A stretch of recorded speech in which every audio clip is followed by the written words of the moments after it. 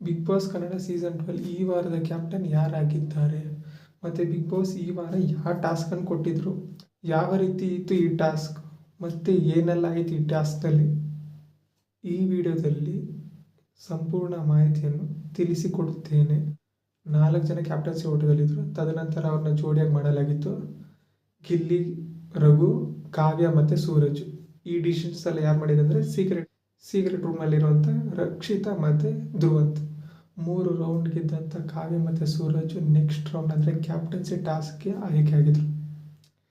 ಇಲ್ಲಿ captaincy task ಏನಂದರೆ 1-on-1 ಮಾಡಿಕೊಂಡ ಬಿಗ್ ಬಾಸ್ ಅವರು ಇದರಲ್ಲೂ ಮೋಸ ಮಾಡಿದ್ರು.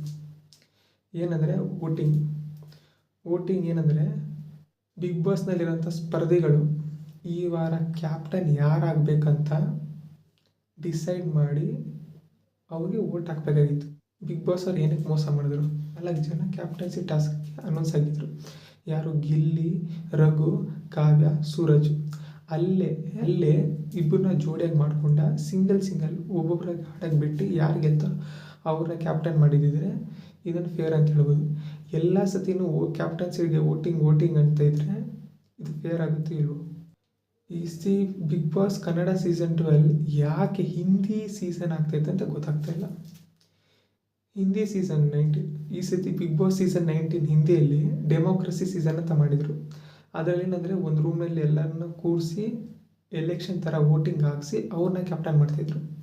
ಆದರೆ ಈ ಸೀಸನ್ ನಮ್ದು ಆ ಥರ ಅಲ್ವಲ್ಲ. ಈ ಸತಿ ಅವ್ರೇನು ಹೇಳಿದ್ರು, Kannada Bigg Boss season 12 expect the unexpected ಅಂತ. ಇದ್ಯಾರನ್ನ ಎಕ್ಸ್ಪೆಕ್ಟ್ ದ ಅನ್ಎಕ್ಸ್ಪೆಕ್ಟೆಡ್ ಅಂತ ಹೇಳ್ತಾರೆ. ಮನೆಯಲ್ಲಿರೋ ಕಂಟೆಸ್ಟೆಂಟ್ ಹತ್ರ ವೋಟ್ ಹಾಕ್ಸ್ಕೊಂಡು ಕ್ಯಾಪ್ಟನ್ ಮಾಡಿಸೋದು.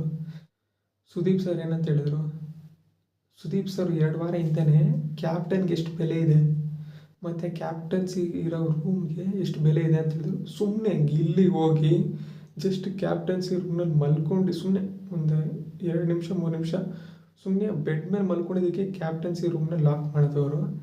ಇನ್ನು ಕ್ಯಾಪ್ಟನ್ಗೆ ಎಷ್ಟು ಬೆಲೆ ಇರಬೇಕು? ಎಲ್ಲ ಸೀಸನಲ್ಲೂ ಕ್ಯಾಪ್ಟನ್ಸಿ ಟಾಸ್ಕ್ ಆಡುವಾಗ ಯಾವುದೋ ಎಲ್ಲೋ ಒಂದೊಂದರಲ್ಲಿ ಮಾತ್ರ ವೋಟಿಂಗ್ ಮಾಡ್ತಾಯಿದ್ರು. ಎಲ್ಲ ಕ್ಯಾಪ್ಟನ್ಸಿ ಟಾಸ್ಕ್ನಲ್ಲಿ ವೋಟಿಂಗ್.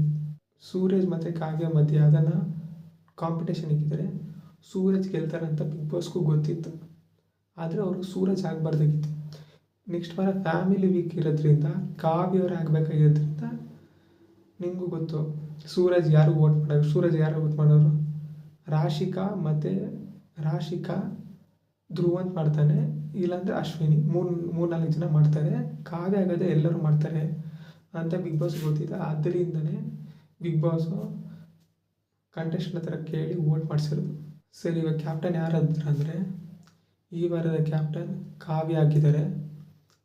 ಸೂರಜ್ ಮಾತ್ರ ಅಶ್ವಿನಿಯವರು ಮತ್ತು ರಾಶಿಕಾ ಮತ್ತು ಇನ್ನೊಬ್ಬರು ಮಾತ್ರ ವೋಟಿಂಗ್ ಹಾಕಿರೋದು. ಆದರೆ ಕಾವ್ಯ ಅವರಿಗೆ ರಜತ್, ಗಿಲ್ಲಿ, ರಕ್ಷಿತಾ, ರಘು ಎಲ್ಲರೂ ವೋಟಿಂಗ್ ಹಾಕಿದ್ರು. ಅದರಿಂದ ಈ ವಾರದ ಕ್ಯಾಪ್ಟನ್ ಕಾವ್ಯ. ಇನ್ನು ಉತ್ತಮ ಮತ್ತು ಕಳಪೆ ಕೊಡೋದಾದರೆ ಈ ವಾರ ಯಾರಷ್ಟು ಚೆನ್ನಾಗಿ ಪರ್ಫಾರ್ಮ್ ಮಾಡಿಲ್ಲ ಉತ್ತಮ ಮತ್ತು ಕಳಪೆ ಕೊಡೋಕ್ಕೆ. ಆದ್ರೂ ಉತ್ತಮವಾಗಿ ಯಾರು ಆಡಿದ್ದಂದರೆ ರಘು ಅವ್ರು ಆಡಿದ್ರು. ಸಿಕ್ಕಾಪಟ್ಟೆ ಚೆನ್ನಾಗಿ ಈ ವಾರದ ಎಲ್ಲ ಟಾಸ್ಕ್ಗಳು ಚೆನ್ನಾಗಿ ಆಡಿದ್ರು. ಲಾಸ್ಟ್ ಒಂದು ಗಿಲ್ಲಿ ಜೊತೆ ಮಾತ್ರ ಸೋತೋದ್ರು, ಯಾಕಂದರೆ ಹೈಟ್ ಬ್ಯಾಲೆನ್ಸ್ ಆಗಿಲ್ಲ ಅಂತ. ಆ ಒಂದು ಟಾಸ್ಕ್ ಬಿಟ್ಟರೆ ರಘು ಅವ್ರು ಸಿಕ್ಕಾಪಟ್ಟೆ ಚೆನ್ನಾಗಿ ಆಡಿದ್ರು ಈ ವಾರ. ಇನ್ನು ಅಶ್ವಿನವ್ರು ಚೆನ್ನಾಗಿ ಆಡಿದ್ರು ಈ ವಾರ. ಅಶ್ವಿನವರು ಟಾಸ್ಕ್ ಎಲ್ಲ ಚೆನ್ನಾಗಿ ಆಡಿದ್ರು. ಸುಮ್ಮನೆ ಕೆಟ್ಟ ಮಾತುಗಳನ್ನ ಬೈಯೋದು ಒಂದು ಬಿಟ್ಟರೆ ಟಾಸ್ಕ್ ಎಲ್ಲ ಕರೆಕ್ಟಾಗಿ ಆಡಿದ್ರು. ಕಳಪೆ ಯಾರಾದಂದರೆ ರಾಶಿಕಾ ಅವರು ಕ್ಯಾಪ್ಟನ್ಸಿನ ಕರೆಕ್ಟಾಗಿ ಮಾಡಿಲ್ಲ. ಎಲ್ಲ ಕಡೆ ಚೀಟಿಂಗು. ಸೂರಜ್ನ ಗೆಲ್ಲಿಸ್ಬೇಕಂತ ಚೀಟಿಂಗ್ ಮಾಡಿಸಿದ್ರು. ಎಲ್ಲ ಕಡೆ ಚೀಟಿಂಗ್ ಮಾಡಿ ಮೋಸ ಮಾಡಿ ಈ ವಾರ ಉಸ್ತುವಾರಿನೂ ಕರೆಕ್ಟಾಗಿ ಮಾಡಿಲ್ಲ. ಆದ್ದರಿಂದ ಈ ವಾರ ಕಳಪೆ ಯಾರಂದರೆ ರಾಶಿಕಾ. ಅದು ನನ್ನ ಪ್ರಕಾರ. ಇವಾಗ ಬಿಗ್ ಬಾಸ್ನಲ್ಲಿ ಈ ವಾರ ಉತ್ತಮನೂ ಇಲ್ಲ, ಕಳಪೆನೂ ಇಲ್ಲ, ಮತ್ತು ನೋ ಎವಿಕ್ಷನ್ ವೀಕ್. ನಿಮಗೆಲ್ಲರೂ ಗೊತ್ತಿದ್ದಂಗೆ ಈ ವಾರ ನೋ ಎಲಿಮಿನೇಷನ್ ವೀಕು. ರಜತ್ ಮತ್ತು ಚೈತ್ರ ಅವರು ಮನೆಯಿಂದ ಆಚೆ ಹೋಗ್ತವ್ರೆ. ಯಾಕಂದರೆ ಅವರು ವೈಲ್ಡ್ ಕಾರ್ಡ್ ಅಲ್ಲ, ಜಸ್ಟ್ ಮೆಂಬರ್ಸ್ ಆಗಿ ಬಂದಿರೋ. ಸುಮ್ಮನೆ ಈಗ ಹೋಗ್ತಾರೆ ಮೆಂಬರ್ಸ್ ಆಗಿ, ಯಾಕಂದರೆ ಅವ್ರ ಟೈಮ್ ಮುಗಿದೋಗಿದೆ. ಆದ್ದರಿಂದ ನೋ ಎಲಿಮಿನೇಷನ್. ಮತ್ತು ಉತ್ತಮ ಮತ್ತು ಕಳಪೆ ಯಾಕೆ ಕೊಟ್ಟಿಲ್ಲ ಅಂದರೆ ರಕ್ಷಿತಾ ಮತ್ತು ಧ್ರುವಂತ್ ಅವರು ಸೀಕ್ರೆಟ್ ರೂಮ್ನಲ್ಲಿದ್ದಾರೆ. ಇವಾಗ ಉತ್ತಮ ಮತ್ತು ಕಳಪೆ ಕೊಟ್ಟರೆ ಇಡೀ ಮನೆಗೆ ಮೋಸ ಆಗುತ್ತೆ. ಆದ್ದರಿಂದ ಉತ್ತಮ ಇಲ್ಲ, ಕಳಪೆನೂ ಇಲ್ಲ.